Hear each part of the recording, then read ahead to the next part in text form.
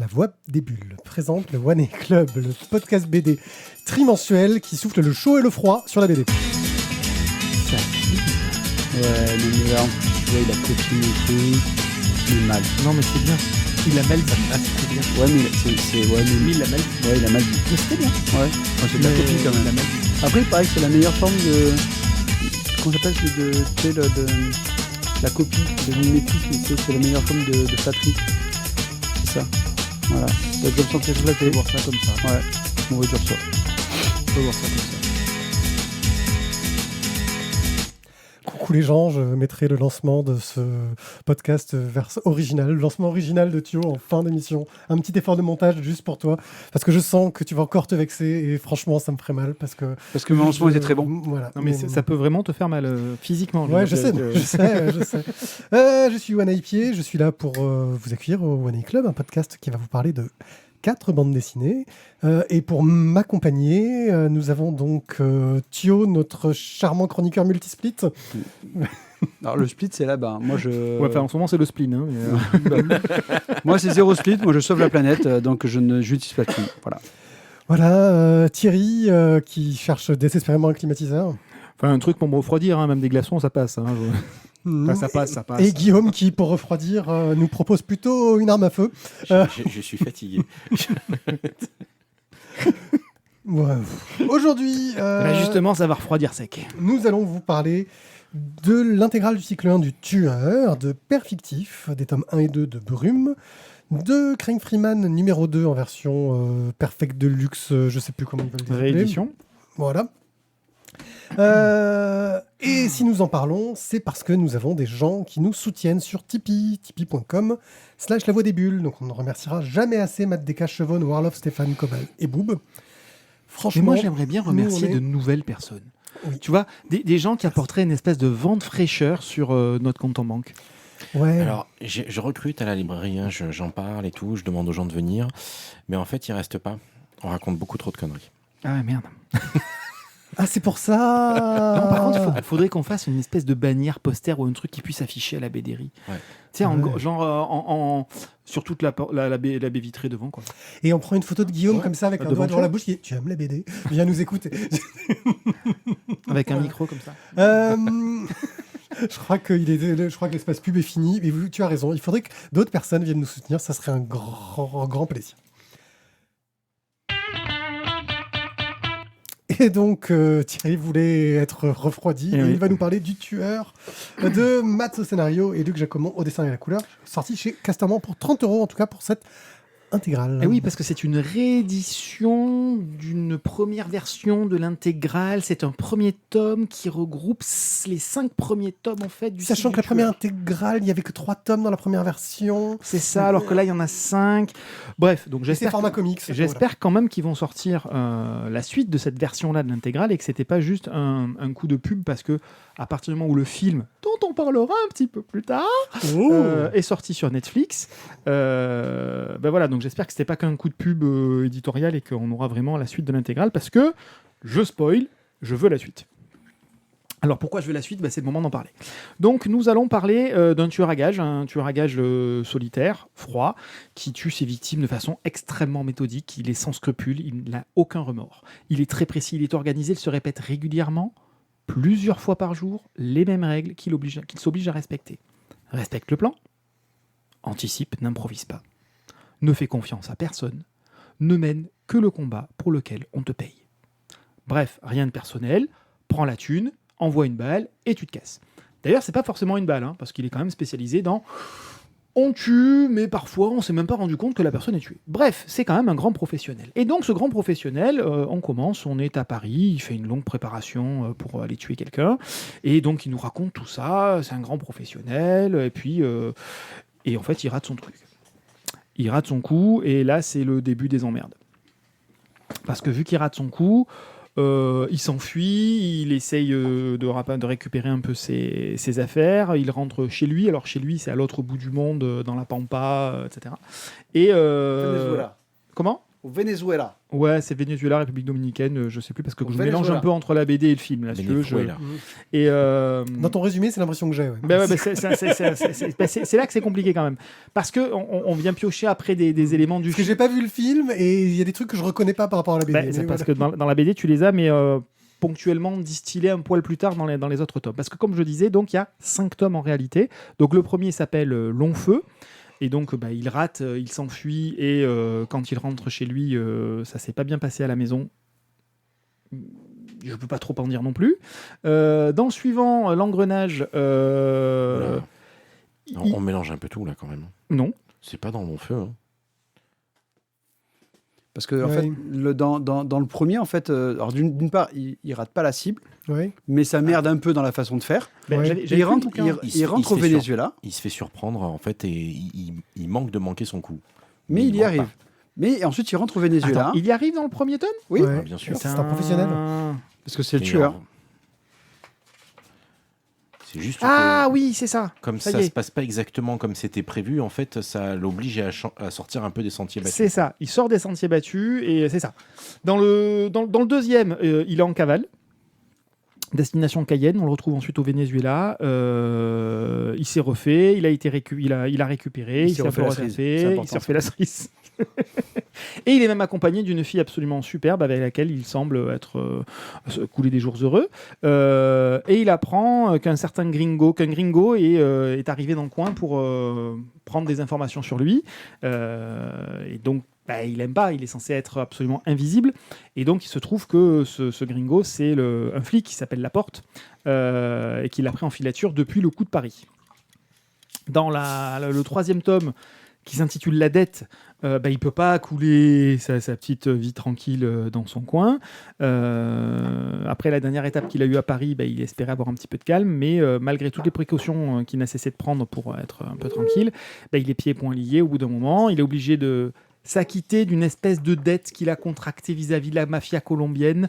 Voilà, pareil, je rentre pas trop dans les détails, mais En gros, pour résumer, il se retrouve dans plein d'histoires de complots, machin chose, qui vont mais l'emmener à tout toujours est continuer à lié tuer, voilà. au premier contrat premier qu'il a contrat, réussi. voilà. Pardon, excusez-moi, hein, Voilà. je mélange avec le film.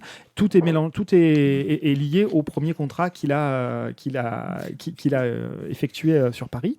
Ensuite, les liens du sang. Donc là, on est encore dans une grande ville, le meilleur endroit possible pour passer inaperçu, selon lui, pour faire le point, etc. Donc il se planque à Paris, le temps que sa petite amie, qui a morflé entre-temps, puisse un peu se retaper, elle aussi à son tour. Et là, on a encore les Colombiens qui reviennent par l'intermédiaire d'un Mariano, qui est le neveu, je crois, du parrain en question, et qu'il va devoir chapeauter pour un nouveau coup. Voilà, donc on est toujours dans la suite de la dette. Et ça se termine, vous lirez, parce qu'il faut absolument le lire. Voilà, donc c'est vraiment une très très très très très très chouette BD. C'est très bien dessiné, c'est très bien colorisé. C'est pas tout jeune, et ça se sent pas. Alors ça se sent dans les... Ça se sent... Dans les téléphones. Voilà, ça se sent dans les détails de décor, ça se sent dans les détails d'accessoires, etc. Mais pas du tout dans le rythme, pas du tout dans la narration, pas du tout dans le choix des dessins, des couleurs, etc. Voilà, ça fonctionne parfaitement bien. J'ai passé un super moment, j'ai dévoré le bouquin. Quand il fallait que je le pose, c'est pas parce que je m'ennuyais, mais c'est parce qu'il fallait absolument que j'aille faire autre chose. Donc vraiment, moi j'ai passé un super moment sur ce bouquin. Les gars, j'ai été un peu long. Vas-y.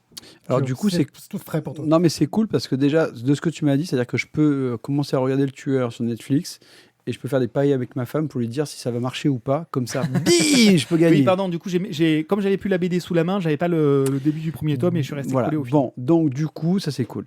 Alors moi, j'ai trouvé ça vraiment excellent.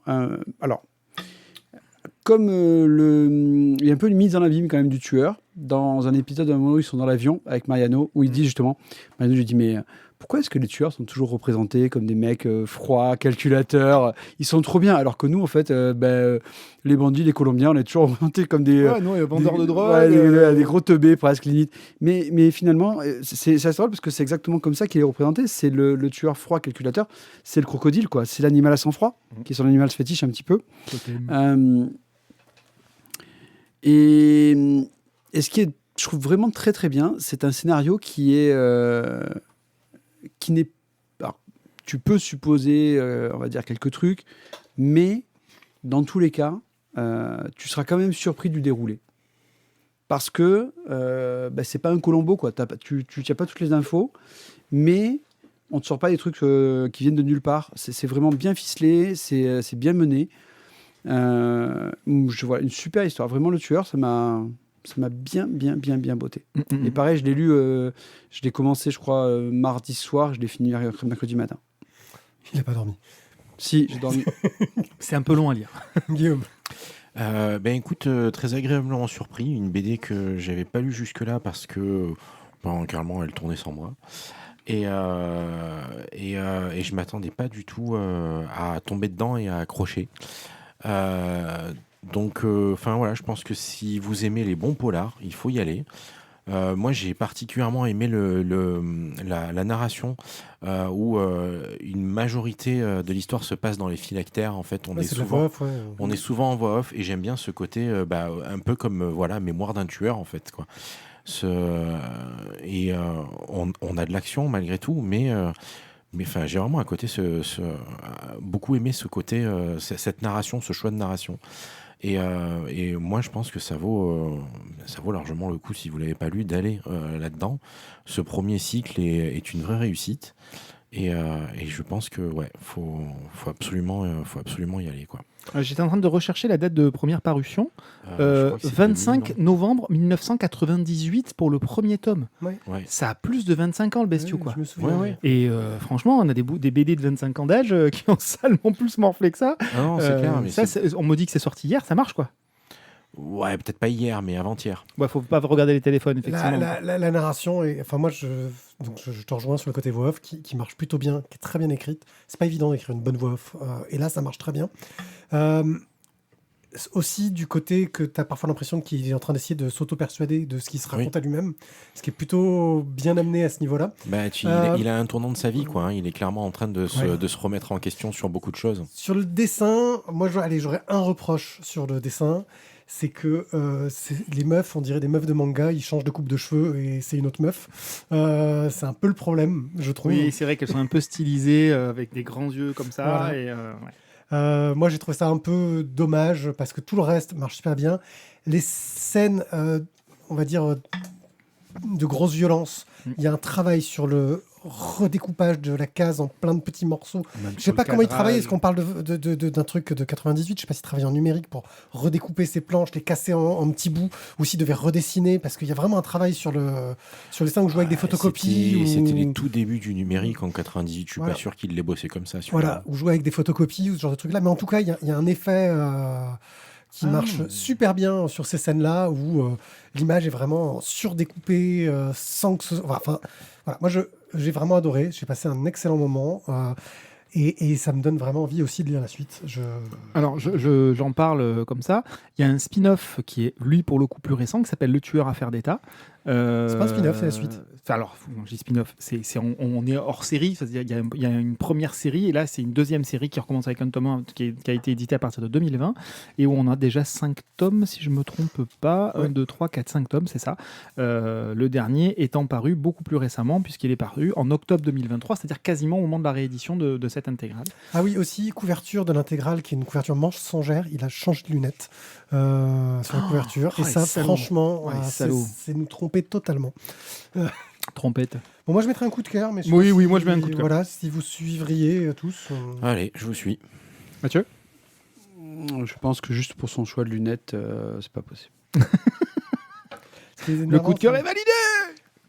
Tu crois qu'il était ironique? J'ai toujours du mal avec Thio. On sait que tu as du mal avec Thio, mais ça voilà, mais ça c'est parce que tu me connais pas, c'est bien le problème. Effectivement, moi je valide un coup de cœur aussi quand même. C'est vraiment. Et en plus, toi, tu peux me dire c'est de 98, putain, je suis. Ah ouais, ça met une claquette. Je suis passé sur les radars pour moi comme ça. Moi je l'avais vu parce que j'avais vu la couverture du 2 là avec le crocodile qui déchire, qui m'avait bien fait de l'œil. Donc Le Tueur, l'intégrale du cycle 1 de Mats et Luc Jacomon chez Casterman pour 30 €. Je vais vous parler de Perfectif, une bande dessinée entièrement faite par Joe Allman, qui a été éditée chez La Pastèque, un éditeur dont on ne parle pas souvent, qui est québécois, il me semble, et qui coûte 25 €. Caleb, c'est le fils de Jimmy Wyatt. Et Jimmy Wyatt, c'est un des auteurs de strip les plus connus au monde. Son Sunnyside Up, c'est du niveau d'un Peanuts, d'un Garfield, voire même d'un Calvin et Hobbes. C'est l'histoire d'un père et de son fils qui surmontent les difficultés de la vie avec le sourire et une bonté l'un envers l'autre super communicative. C'est beau comme BD. Sauf que Jimmy Wyatt, c'est un père de merde. Mais vraiment un père de merde. Et Caleb, son fils, il va avoir l'occasion de sortir de l'ombre de son père, mais il va enchaîner lui-même des choix de merde au détriment de sa vie privée. Et je ne vais pas trop en dire plus sur l'histoire. Vous comprendrez que donc c'est un récit intimiste sur le personnage, avec quelque chose qui est très fort, qui est à la fois un hommage au genre du strip quotidien, auquel ils font beaucoup de références. On voit que c'est assez riche d'une culture et d'une histoire qui est assez intéressante, moi, sur le côté strip.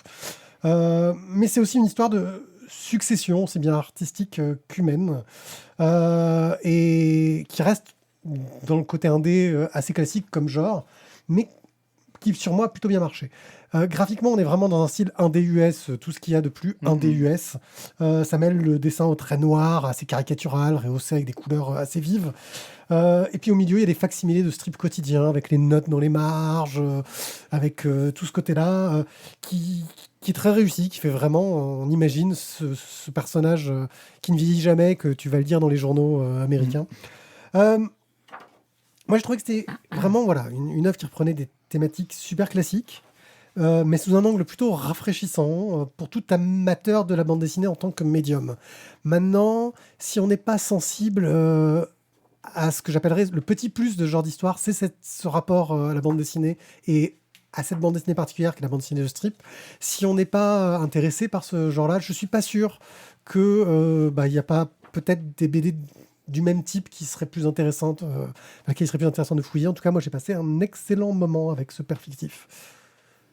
Et je crois qu'il n'y a qu'une personne à cette table qui l'a lu. Tu l'as pas lu non plus ? Non, c'est Thierry Tisac. Ouais, j'ai lu ça presque au forceps parce que j'avais une deadline pour pouvoir le passer à Mathieu qui finalement a passé.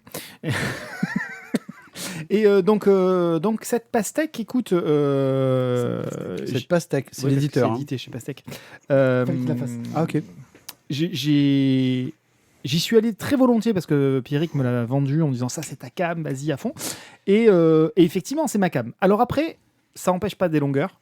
Ça n'empêche pas qu'on passe parfois 20 pages, 30 pages, 40 pages sur en fait répéter la même chose. Ça campe le personnage, ça campe aussi ce qu'il a vécu. C'est quand même une BD qui est noire, qui est triste, qui est empreinte de douleur. C'est un personnage qui s'est drogué, c'est un personnage qui est alcoolique, qui va aux alcooliques anonymes, qui est devenu parrain ensuite. C'est un personnage qui est toujours borderline, qui a une vie familiale déstructurée au possible, qui est homosexuel, il a fallu qu'il sorte du placard, qui a un petit ami qui est certes adorable, mais avec lequel il va avoir tout un tas de problèmes de couple. Il y a plein de choses qui sont ultra tristes là-dedans, quoi. Oui, c'est un immense loser, cet enfant-là, avec un père qui est un immense connard et une mère qui est une immense alcoolique, froide, austère, anglicane et très très très très très cynique sur sa vie et sur la vie de son mari et sur la vie de son fils. Sa femme de ménage oubliait d'apporter son propre balai. C'est vrai. Elle est occupée déjà. Et ouais. Et puis il faudrait que Martine elle cuise mieux les haricots verts aussi, sachant qu'elle s'appelle pas Martine, mais voilà. Oui. Ça c'était un vrai problème pour le père qui tape des crises, quoi. Bref, mais après il s'en sert pour les strips. Voilà, c'est comme ça qu'il vivait. Bref, c'est une BD en 42 parties. La première partie qui est très orientée comment ça s'est passé avant, ce que j'ai vécu, et la deuxième partie qui est il y a un élément déclencheur, pas forcément parler, et du coup il se passe plein de nouvelles choses, il va devoir prendre plein de nouvelles décisions, bon gré, mal gré, des bonnes, des mauvaises, ou alors il pourrait prendre de bonnes décisions mais pour les mauvaises raisons, donc du coup ça devient de mauvaises décisions. Donc quand tu finis le bouquin, t'es content de l'avoir lu, mais par certains aspects t'es content de l'avoir fini aussi. Parce que l'air de rien, on se rajoute des cailloux et des cactus dans le dos en permanence. Hein.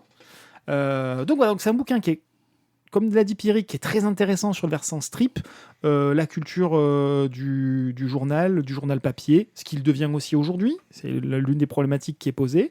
Est-ce qu'on peut continuer à travailler sur les strips et à être un staccanoviste de la production de blagues au quotidien en 1, 2, 3 chutes?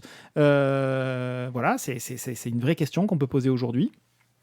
De la même façon que l'humour sur scène s'est aussi renouvelé, alors un peu trop renouvelé de la même façon avec le stand-up, mais voilà, on a tenté de renouveler les choses. Là, c'est pareil. Est-ce que le 1, 2, 3 strip, 1, 2, 3 chutes peut encore fonctionner aujourd'hui dans des magazines des journaux qui sont que très peu lus au final? Est-ce qu'on peut mettre autant de moyens que ça là-dedans? Voilà, c'est une vraie question.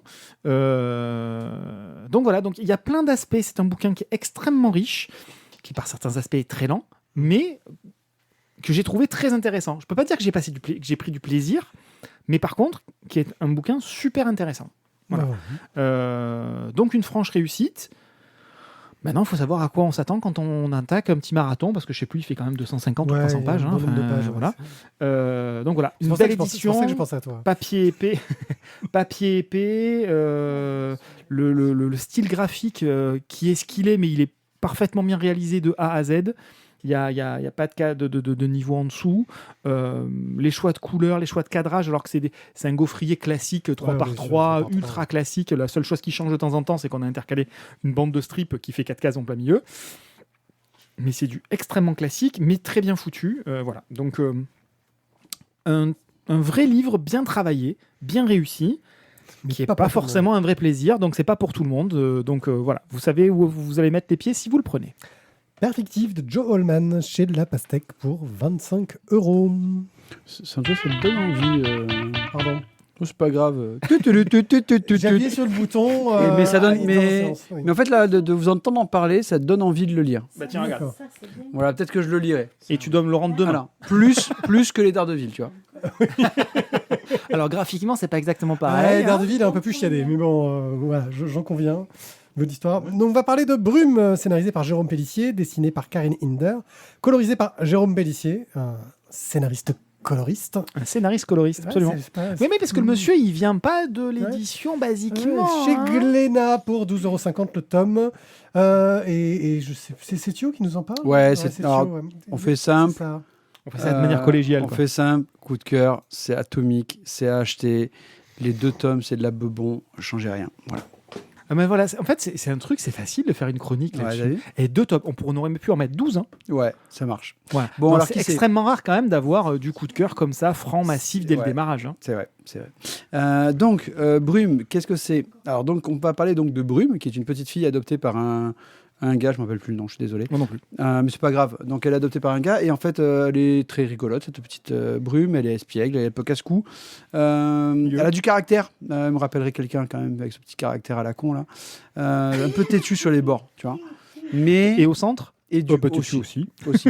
Et donc, il lui offre un livre de magie, parce que du coup, c'est cool. Et donc là, elle devient une magicienne. Alors, elle récupère donc un super petit cochon noir, Sorcière. Hubert. Pourquoi? Je dis quoi? T'as dit magicienne, mais c'est sorcière. Ah, sorcière, Oui, ouais, c'est pardon. sorcière. Elle veut devenir une sorcière. Oui, sorcière, excusez-moi. Donc, elle récupère un petit cochon. C'est la petite vieille qui l'a transformé. Hubert. Et son copain Hugo. C'est Hugo? Oui, c'est ça. C'est Hugo. Et donc, du coup, elle va commencer à faire de la magie. Alors, forcément, ça se passe pas toujours très, très bien. Et les premiers sorts... Alors, en fait, elle fait un peu de la magie comme un cuisinier fait de la pâtisserie. C'est-à-dire, les ingrédients, les quantités, tout ça... c'est de la littérature, je m'en fous. C'est à l'œil. Moi, je vis la magie, tu vois. Donc, elle lance des trucs. Forcément, ça marche pas très, très bien. Mais elle se dit que pour devenir une vraie sorcière, il faut qu'elle arrive à aller tuer le fameux dragon qui vit dans la forêt interdite au nord du village. Donc, elle y va. Donc, ça, c'était le tome 1. Je vais pas vous dire ce qui se passe à la fin du tome 1. Mais du coup, dans le tome 2, on va toujours suivre les aventures de Brume. Donc, ce qui veut dire quand même qu'elle a survécu à la forêt interdite. Then they fight. Not fact. No. Du coup, Hubert et Hugo ont survécu aussi. On sait pas trop comment, parce que franchement, ils ont failli prendre cher. Mais ils sont encore là. C'est Il y a eu un gros jet de dés. Hein. C'est Hubert le vrai C'est héros. parce Le que vrai- comme tous les enfants, ils ont une bonne étoile qui les sort de toutes les merdes Ouais. dans lesquelles ils vont Et et on c'est le sait petit- pas comment. C'est le petit Alors cochon. si la bonne étoile, elle s'appelle Jérôme Pellissier. Et en fait, moi, Triche. ce petit cochon, en fait, il m'a trop fait penser à Ryoga. Oui, c'est Cochon Oui, Noir. c'est exactement Voilà. Cochon ça. Noir. Et en fait, qui est Ouais, là, mais alors, qui est sympa. en vachement plus stable, avec Oui. un meilleur sens de l'orientation. Et plus intelligent. Et beaucoup et- plus intelligent genre, aussi. Parce c'est que le d'accord. gars, il Il est a- choupinou, il est génial, hein, mais Mais il est un peu limité parfois. c'est vrai, C'est- c'est vrai. Parfois. Binaire. Pas limité, binaire. Au niveau du graphisme, moi, je me suis vraiment régalé. Les histoires sont drôles, j'ai rigolé, que du bonheur, voilà, que du bonheur. Le seul bémol, et je sais que ça va être signalé sans doute par quelqu'un au moins de Parce que je te l'ai qui va déjà parler, dit. mais parce que ça a déjà été dit avec une discussion que j'ai eue à la BDRI. Effectivement, il y a peut-être quelque chose qui arrive trop vite dans ce tome 2, et c'est peut-être un peu dommage. Non, le seul truc qui arrive trop vite, c'est la fin. Ça, c'est vrai. C'est vrai aussi. C'est vrai aussi. Ah, il n'y a pas que moi qui ai eu cette discussion avec toi. Mais donc, du coup, voilà. Moi, coup de cœur, c'est topissime, c'est exceptionnel. Je me suis régalé, je me suis poilé. C'est une super BD jeunesse, mais vous pouvez le lire à 46 ans, ça marche, ça passe crème, quoi. C'est top. Bon, bah, va falloir, franchement, là, Mathieu a décidé qu'on avait tous mis un coup de cœur, mais il va falloir un peu justifier, messieurs. Alors, Guillaume, Eh ben, je vais faire comme je fais à la librairie. Très bon, toi prendre. Très très bon. Écoute, je rajouterai quelques petites notes sur ta chronique en précisant que le tome 1 est une histoire complète qui peut éventuellement se suffire à elle-même. Mm. Le tome 2 ouvre clairement à une suite, puisque le fameux truc qui arrive trop vite va impliquer le fait qu'on va en découvrir un peu plus sur les personnages et sur... Enfin, qu'il y a des choses à découvrir sur les personnages et sur l'univers en général. Même si on s'en doutait dans le premier tome, Oui, mais enfin, c'est voilà, le là, deuxième ça qui devient clairement vous donne les clés. un peu plus... un peu trop. Voilà, c'est le Voilà. défaut. Et après voilà, énorme coup de cœur parce que les personnages sont vraiment tous hyper attachants, que ce soit Brume, Hugo, le cochon. Il est génial ce cochon. C'est le narrateur, hein, quelque part. Heureusement qu'il est Ouais, là, le non, cochon. mais C'est le il narrateur, est ouais. excellent, il est hyper blasé, c'est trop bien. Et Brume, on a tous en tête cette petite gamine expiègle qui part tête la première, qui fonce comme une malade, qui s'en sort on sait pas trop comment, et pas que grâce à la chance. Mais enfin bref, voilà, je pense que c'est vraiment un must-have, une BD à lire et à faire lire aux enfants. Si. Et voilà, et j'arrête parce que c'est bon. Et à offrir, et voilà, c'est le scénario est un plaisir, le dessin est un plaisir, la couleur est un plaisir, les découpages de chaque page sont des plaisirs, et on nous offre en plus on a l'impression que ils se sont éclatés à faire cette bande dessinée. Il y a un vrai plaisir qui se dégage, je trouve, de cette BD. Elle n'a pas l'impression d'être sortie au forceps, d'être sortie dans la douleur. On se fait plaisir. Ah ben tiens, là, regarde, on va découper le truc comme ça. Ben là, regarde, on découpe pas, mais on va donner du dynamisme en faisant ça comme ça. Et vraiment, c'est absolument génial. Et chaque élément est super bien travaillé. Les arbres, les rivières, les rochers. Et il y a de l'humour un peu partout. Enfin, il y a du travail sur les bulles, il y a du travail sur les couleurs dans les bulles. Enfin, moi, je trouve vraiment ce bouquin, enfin, c'est 2 tomes pour l'instant, mais rien que le premier tome déjà, c'est d'une richesse. Ça peut être dans n'importe quelle école de BD, quoi. Je veux dire, c'est un exemple absolument parfait à suivre. Donc voilà, c'est topissime. Il y en a pour tous les âges là-dedans. Régalez-vous. Offrez-le, faites-le découvrir. Voilà. Moi, j'ai passé un merveilleux moment à lire. Je devais lire les autres bouquins avant de lire le tome 2 de Brume. Je bisquais. Hein. Alors, moi, je vais dire, le tome 1, pour moi, c'était waouh, je suis resté totalement ébloui. Le tome 2, il y a eu ce petit passage, ce qu'on disait, qui arrivait vraiment trop tôt, parce que c'est peut-être que pour des plus jeunes, ça marche, mais avec notre expérience de lecteur, et voilà, tu te dis, là, ils nous ont lancé une cartouche, là. Peut-être qu'ils vont nous surprendre derrière, mais pour le moment, ça me semble un peu trop évident. Et c'est ce qui me gêne. Heureusement, je veux dire, cette petite ombre est masquée par toute la lumière que dégage cet album à côté. Et puis le premier tome est tellement bon que le deuxième était compliqué d'être au même niveau de toute façon. Il a un tout petit cran en dessous, quoi. Mais par ce petit côté-là, voilà. Et puis parce que, comme je te disais, c'est aussi complet. C'est pas une histoire complète. Et puis, comme tu l'as dit, il faut pas oublier qu'on n'est pas la cible première. Ah oui, voilà, c'est ça. On n'est pas la cible première, mais ça marche quand même. Il faut savoir que les auteurs ont eu l'idée de cette BD parce qu'ils ont déménagé dans un petit village en Bretagne. Et que c'est de là que leur est venue l'idée. Parce qu'en gros, elle a dit je vais raconter un truc rigolo. Elle est illustratrice jeunesse, il me semble, à la base, Karen Hinder. Et son compagnon, elle lui a commencé à raconter un truc. Et puis il a dit je t'écris une histoire. Ils ont décidé de faire cette histoire. Et franchement, ils auraient eu tort de ne pas le faire. Brume, tome 1 et tome 2. Lui, il bossait dans les jeux vidéo, c'est ça? Ouais, c'est ça. Comme hein, il était illustrateur, graphiste pour les jeux vidéo. Ouais, il faisait des bibles, je crois, ce genre de truc-là. Ouais, enfin voilà, c'est un très très chouette duo. Jérôme Pellissier, Karen Hinder, chez Glénat pour 12,50 €. Un grand coup de cœur. Nous avons parlé d'un tueur en début d'émission. Nous poursuivons avec un autre.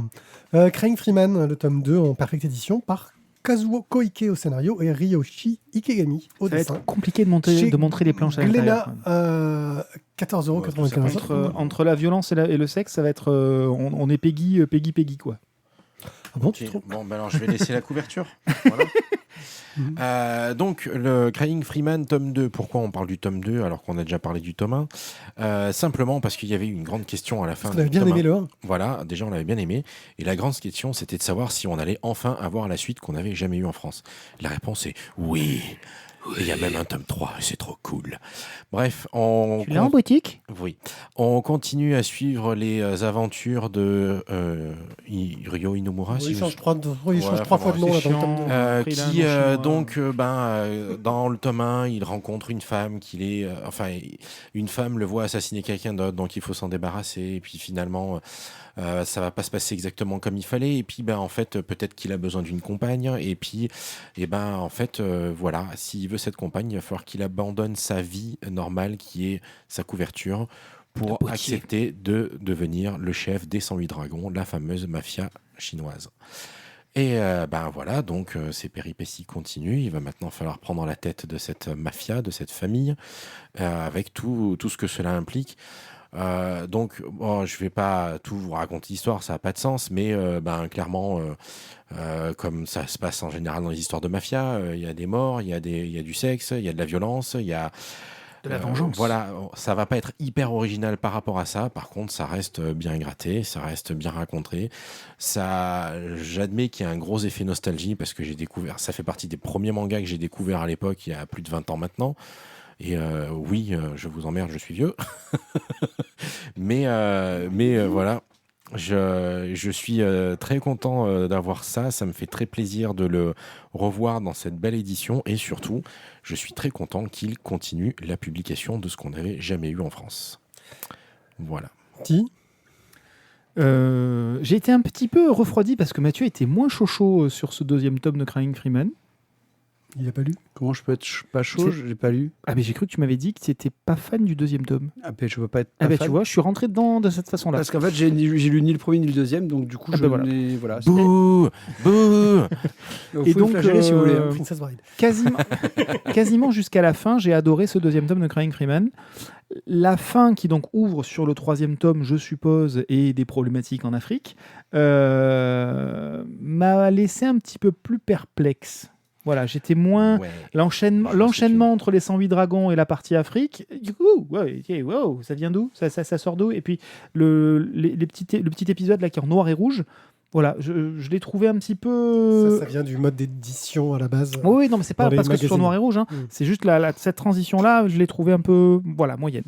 Par contre, tout le reste, j'ai trouvé ça très bien foutu. La majorité des scènes d'action sont bien rendues. Il y a peu d'incompréhension dans le scénario ou les scènes de fight, etc.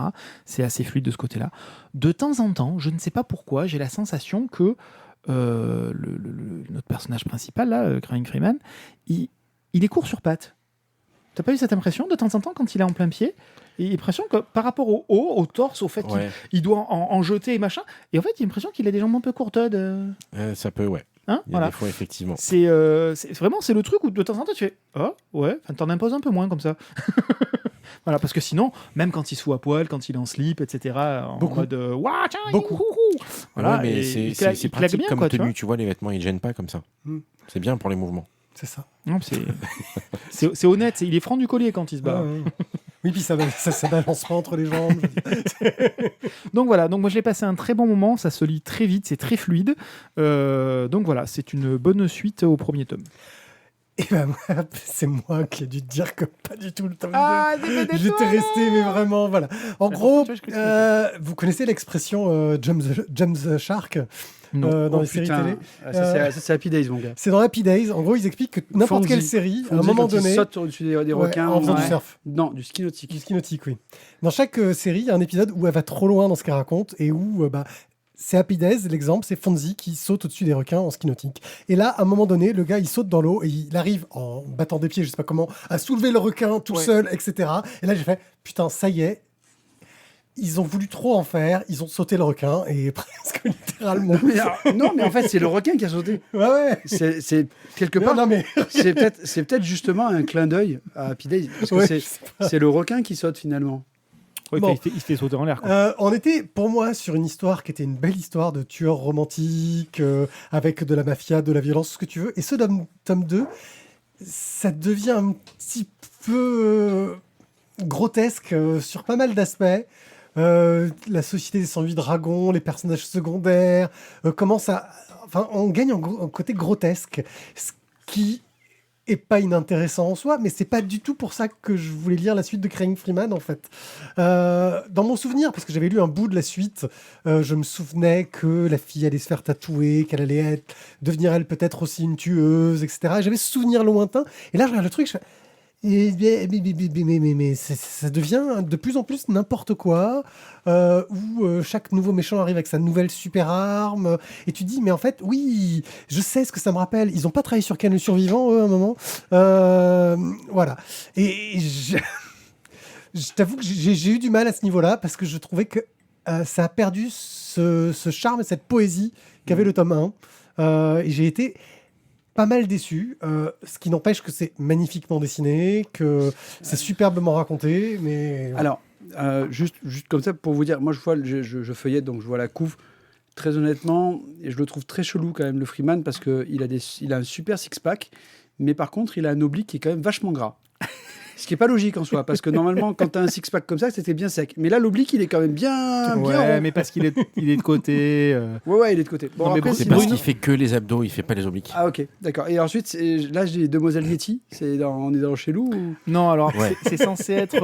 Alors c'est pas sa sœur, mais elle est considérée Non, comme c'est la petite fille des des grands chefs des chefs 108 actuels. dragons. Ah, oui, alors grand, parce qu'elle est grande. Mais il y a quand des. même. Alors, on peut quand même en parler. On fait un moment spoil. Attention, il y a quand même des moments chelous, quoi. C'est-à-dire Non, que. oui, complètement. Excuse-moi. Il y a même quelques longueurs. Hein. C'est pour ça que je disais qu'à un moment donné, j'ai il y a le aussi côté l'effet nostalgie. j'ai aussi l'effet nostalgie. Hein, on va pas se Tu mentir. parles de ce personnage-là qui est donc une nana qui mesure 1,5 fois le Freeman, qui pèse 4 fois son poids, qui D'ailleurs, 1,5 fois dans les deux sens, hein, en ouais, c'est hauteur et une en fois largeur. partout dans tous les sens. Et à un moment donné, elle discute donc avec la femme de Freeman. Et elle explique que c'est super quand elle les voit faire l'amour et qu'elle aussi, elle jouit en même temps. Et la phrase d'avant, c'est elle considère le Freeman comme son frère. Et là, tu fais non. Là, c'est chelou, ce que les gars. je disais, ça devient un peu grotesque, Voilà. ça Et en donc, fait un peu trop d'étonne. Il y a eu des moments un peu comme ça où ils sont allés un peu trop loin. Alors, trop loin dans le fan service en mettant des seins, du nu, un peu too much. Je sais Je pense pas. pas que ce soit du fan service à ce niveau-là, parce que le fan service, mais c'est c'est- quand tu fais un petit clin d'œil de temps en temps pour dire, regardez, là non, il n'y a pas de fan service, c'est totalement assumé. c'est cliquable. C'est du fan service c'est- pour adultes. C'est du putaclic sans clic, quoi. Voilà, il y a toujours une ombre très très bien placée là où il faut. Toujours, voilà. Mais voilà, il y a effectivement, je suis d'accord avec toi quand tu dis C'est le nuage de guerre. ils ont un petit peu dépassé certaines limites. Maintenant, au niveau du scénario, on a quand même envie de connaître la suite de l'histoire, la suite des personnages, etc. Mais c'est vrai que dans le lot, il y a des ingrédients où c'est un poil too much. Ouais. Voilà, on perd ce côté qui était un peu réaliste du premier tome. Ouais. Et ben, Ouais. je vous dirai ça dans un tome 3. Non, mais autant sur, tu vois, oui, sur Perfective, vous m'avez donné envie, et bien là, sur Craig Freeman, en fait, vous m'avez pas donné envie. Donc, je suis pas prêt à rattraper mon retard, désolé. C'est pervers Tu fictif. devrais quand même. Tu peux lire le premier, il vaut le coup quand même le premier. On te dira pour le 3. Alors, ça peut aller au collège, ça. Ah, j'adore parce qu'Evelyne tout à l'heure demandait pour le collège, ça va ça? Non. Non. Pas du tout. Ouais, déjà qu'elle fait lire des trucs glauques à ma fille, là, franchement. Kazuo Koike, Ryoshi Ikigami, chez Glénat pour 14,95 €, et ça vaut quand même au moins le prix pour le côté patrimoine. Un œil Oui, ça revient sur moi, c'est ça? Le tueur, toujours le tueur. On continue avec le tueur. On revient sur le tueur. Mais là, le film de David Fincher sorti chez Netflix. Et donc, on retrouve notre même tueur que dans la Voilà. bande Et là, dessinée. maintenant, tu vas nous faire le résumé de la BD en parlant du film. On t'écoute. Alors, au début, il tente un crime et ça marche. Donc, voilà, excusez-moi pour tout à l'heure, donc je me suis trompé. Donc, ce que je disais tout à l'heure pour la BD, ça marche bien pour le film, par contre. C'est-à-dire qu'effectivement, sa première mission, il la plante, et il la plante royalement. Et c'est ça qui lance, en fait, la course-poursuite qui va se passer ensuite. Puisque, quand il rentre se planquer chez lui, il va retrouver sa chère étante, dont j'ai parlé tout à l'heure, mais qu'en fait, il rencontre dans la BD à partir du 2e tome, donc. Plus tard, quoi. Plus tard. Et donc là, elle a été salement amochée. Elle n'est pas à la maison, mais il y a eu clairement du fight à la maison. Donc il va à l'hôpital. Elle est entre les mains de son frère et elle a été vraiment, vraiment salement amochée. Donc bien sûr, notre froid tueur va forcément devenir beaucoup moins froid. Et il va vouloir donc se venger. Alors, ce film, cette adaptation, c'est du Lynch. Du Fincher, pardon. Putain, je vais y arriver. C'est du David Fincher. J'ai cru qu'il y avait une blonde et une brune et qu'il leur arrivait des trucs bizarres. Non, c'est pas Mulholland Drive. Donc, The Killer n'échappe pas à la règle. Chaque nouveau film de David Fincher est un événement dans le monde du cinéma, même quand ça débarque sur plateforme, comme c'est le cas donc pour The Killer. Mais c'était déjà le cas pour le précédent Fincher qui s'appelait Manque, et je suis passé à côté. Donc, du coup, l'histoire de Mankiewicz, mais c'est parce que c'était un truc Citizen Kane, etc. autobiographique, c'était un peu plus compliqué. C'est par ça, rapport à Fincher. et du coup, ils en ont moins fait la pub, et donc je me le suis mis dans ma playlist future de Netflix, donc on pourra peut-être en parler plus tard. Toujours est-il que c'était un peu attendu comme toujours au tournant, hein, c'est certes un très bon réalisateur, mais on attend forcément qu'il chute, qu'il se plante, Et indubitablement, le réalisateur de Seven, de Fight Club, de Millennium, fait preuve une nouvelle fois de Alien plus. 3.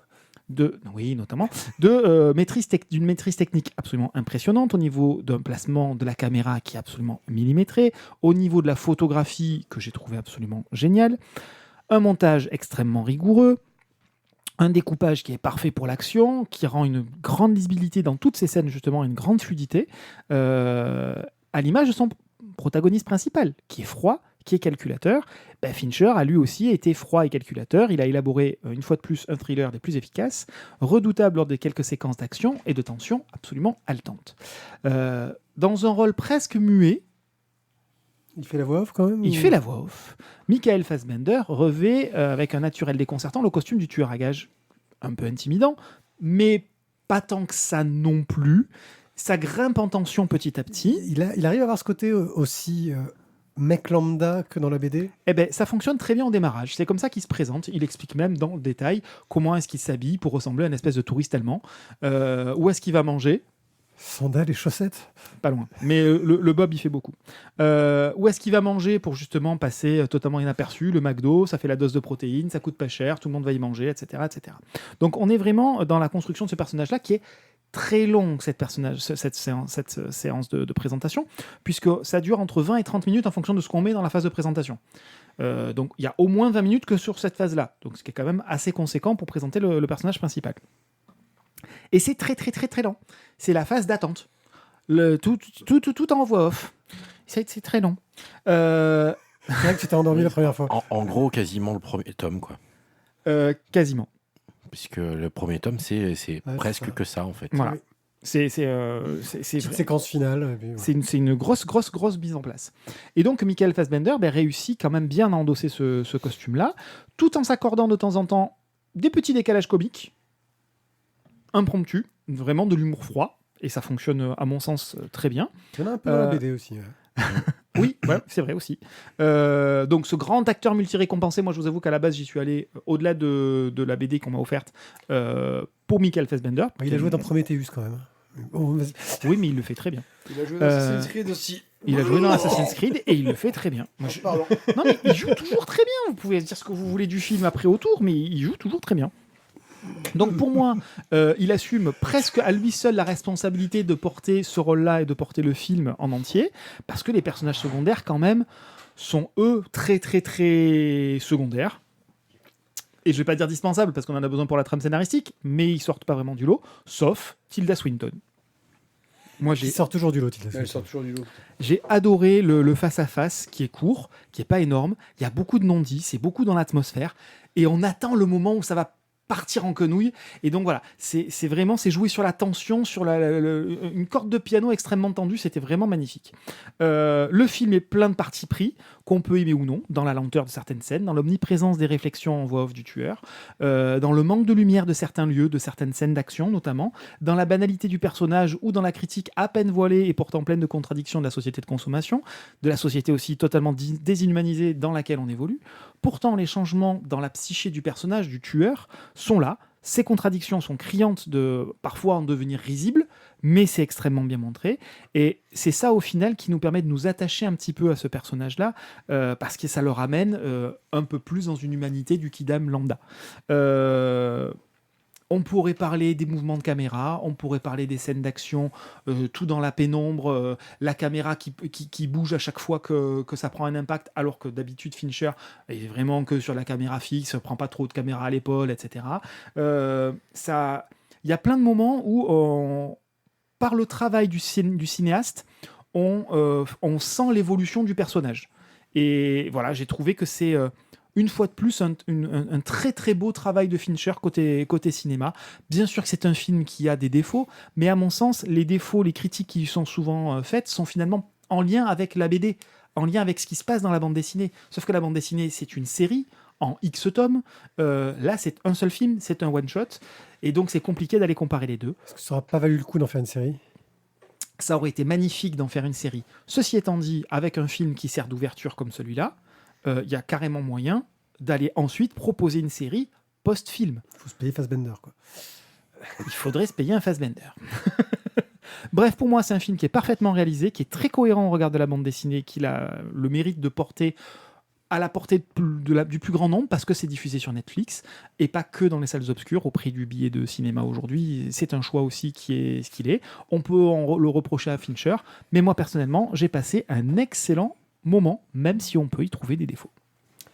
Donc, Le Tueur de David Fincher avec Michael Fassbender sur Netflix. Ouais, ça donne envie, il faudrait que je le regarde quand même. Il me faisait de l'œil déjà au départ. Il y a un rythme particulier, hein, donc attention, faut pas vous attendre au Graal non plus, mais en termes de cinéma, quand on s'attarde un petit peu plus au film, qu'on l'analyse un petit peu, voilà, c'est bon. C'est sûr que si on le prend comme ça au premier degré, c'est plat, c'est une suite de vengeance en passant de la Nouvelle-Orléans à Paris, de Paris à machin, etc.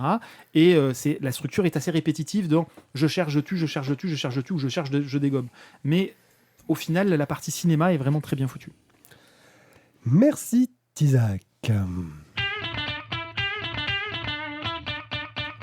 Et merci à vous d'avoir écouté cette émission. On espère qu'on vous a fait découvrir de superbes tueurs, entre autres choses. Oui, c'est un peu trash. Des titres qui tuent, que les adultes trouveront leur bonheur avec Ring Freeman et qu'ils trouveront aussi leur bonheur avec Brume, et que les enfants trouveront leur bonheur avec Brume, pas avec Ring Freeman, parce que tout n'est pas à mettre entre toutes les mains. En tout cas, nous, on a passé une très chouette émission. Vous pouvez retrouver Thio sur Instagram, sur la galerie de Mathieu. Il nous présente un peu son travail d'artiste peintre. On peut dire artiste peintre, ou tu te sens pas encore prêt à être appelé comme ça? Yeah, baby. Yes, quand même. Non, mais en même temps, je fais de plus en plus de tableaux, donc ouais. Ça marche. Voilà, ça, artiste peintre. Mais c'est pas de la peinture, donc du coup. Ouais, enfin. Bon, mais ça va, j'accepte. Artiste feutre. Ouais. Artiste feutre, ouais. Artiste pinceau. Oh, Eric. Voilà. Du coup, tu mets quoi sur tes pinceaux si c'est pas de la peinture? Ah. Du sang de ses victimes. Je mets beaucoup d'amour, en fait. C'est ça qui est le vrai vecteur de mon art. Guillaume est toujours présent à la Bellerie, car c'est l'endroit où il vit. Puisqu'il faut. Il faut. Il va vous tenter de vous escroquer en vous vendant des tonnes de BD quand il ne le fait pas ici. Il le fait là-bas. Moi, je n'escroque pas. Des figurines Vous pop. partez les mains pleines, mais vous êtes content. Il ne peut pas escroquer les gens parce que ce n'est pas lui qui décide des prix. Ça aussi, c'est important de le rappeler. Mais par contre, si c'est pas lui, même les autres aussi sont capables de vous vendre des trucs que vous ne vouliez pas acheter au départ. Et vous repartez avec plus de livres que vous vouliez au départ. Mais dans tous les cas, c'est toujours de la bonne cam. Vous repartez plus content que ce que vous aviez prévu de partir au départ aussi. C'est vrai. Et là, les découvertes que j'ai faites Mais avec plus Néo, moins c'est riche. exceptionnel. Ouais. Faudrait qu'on invite. Non, c'est pas. Non, t'es plus riche de tes lectures. Je suis pas d'accord. Faudrait qu'on invite Naomi, un de ces quatre. Ouais, Nao, ça serait bien qu'elle Ça l'amuserait, je pense. Voilà. Et puis moi, je suis sur La Voix des Bulles ou One Pied sur à peu près tous les réseaux sociaux. C'est le moment de nous quitter. On se retrouve tout de suite si vous êtes en live et que vous n'êtes pas un bot. Si vous êtes un bot aussi, on se retrouve tout de suite. Et on se retrouve la semaine prochaine pour ceux qui nous écoutent en différé, en podcast. Ciao, ciao. N'hésitez pas à laisser des commentaires pour dire à quel point vous trouvez qu'on est bien. Et nous, on se fera un plaisir de vous dire que vous avez raison de dire qu'on est bien. Ciao, ciao, à bientôt. Bye. Salut tout le monde. Bye bye, vous avez raison. À bientôt.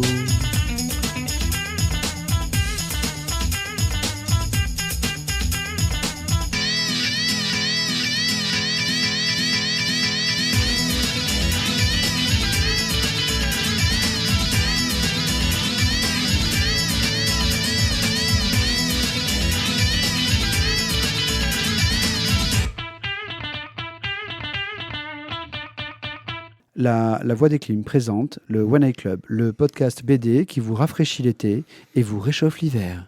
Ou l'inverse. Après Et pourquoi tu la prends pas ? Elle était super bonne celle-là. Ah mais oui, voilà, parce que c'est pas le dictateur qui parle. Ah, c'est bon, pardon. mon vieux. Coup d'état, Encore révolution. Oh.